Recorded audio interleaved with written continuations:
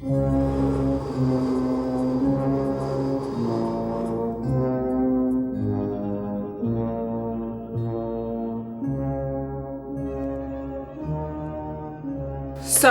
Dr. Sleep, another one of Stephen King's adaptations coming to life on the big screen. And this one a little different because it is a sequel to a film that was created a very long time ago, as well as the sequel to a book series that did kind of deviate from the film series, so they're kind of merging the two in an amalgamation sequel starring Obi-Wan Kenobi.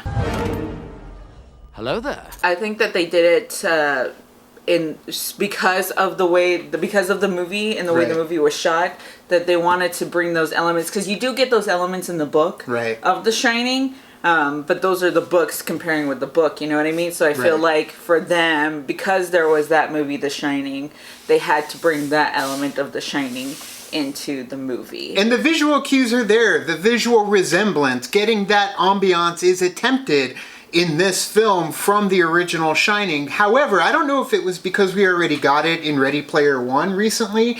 I didn't feel the oomph of going back to the Overlook Hotel. I didn't feel like I was in a true sequel to The Shining because of the way they approached it. It does feel a little shoehorned in when it does happen, and I'm more interested and more intrigued with the story that's being told with Rose the Hat, Danny, and the rest of the gang. Yes, I think that where this movie shines, where movie shines the most is when it takes the time to tell the story of what's happening with older Danny and with these characters that are feeding off the shine that these other characters have.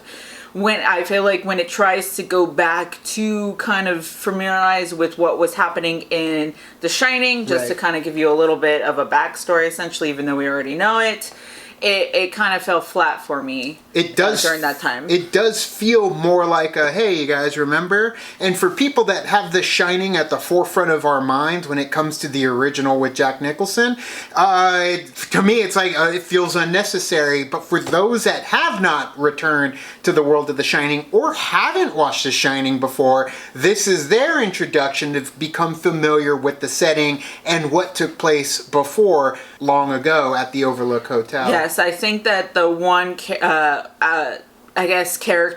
for this one is the character that Rebecca Ferguson plays. I think that character was very intriguing. Especially like the group as well. I would want it to explore that a little bit more too. So that part, I really enjoyed her in this movie a lot. I think that Ewan McGregor did a good job as being like an older, rugged, been through the pasture type character as Danny or Dan Torrance in this story. I will say, if you're going into this movie wanting it to feel like The Shining, want it to, bring me back to that essence that was The Shining, you're not really going to get a whole lot of that at all. I mean, you won't get very much of the music that you were probably hoping that you would get because of The Shining. They do flashbacks and everything for it, but they're very minimum, which I'm okay with. I didn't really care for those parts anyways. I was just more into the story of what's happening now.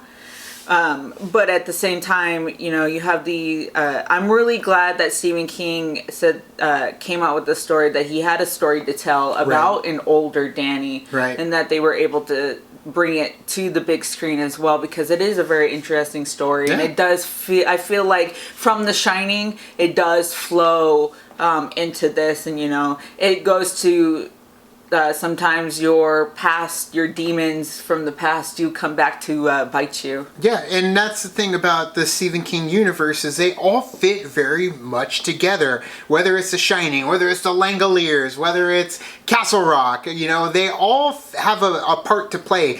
I could totally see it existing in this universe of The Shining and Dr. Sleep. It's just, I feel like Dr. Sleep, which it does at most of the time, is go its own way, but they're still trying to hang their hat on The Shining and what was brought from Stanley Kubrick's edition. But at the same time, I felt like it even though I really wanted it before watching this movie, it didn't feel necessary while we were watching the movie. So it's kind of weird. Like, I'm watching this movie and there's things that I like and there's things that I don't like. There's things that I'm like, well, dang, maybe this could have been better if we did this. But at the same time, I could see why it's better doing it this way. So it's kind of a tough call when it comes to Dr. Sleep. I enjoyed it. I enjoyed everybody in the movie. I enjoyed how it did play out. But to me, it did not feel like I was going back to the world of The Shining. It was an amalgamation of what came before and this new story to tell.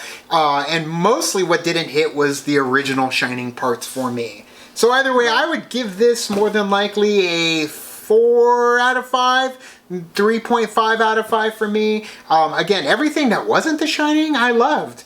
But those dips back into The Shining did not hit me the way I was thinking or hoping that they would. Again, that could be why I didn't enjoy it, because I did more up here than what actually played out. Even though what was up here was from the original Stanley Kubrick. Right. But when the pieces didn't really match when put up against each other, I think that's where I had the issue. So I'll say 3.75 out of 5. I'll split the difference. See, I would give it a solid 4.5, because like you said, those Shining moments that you, from The Shining, it was like, okay, cool, we get to see a little bit, but then it fell flat there for me.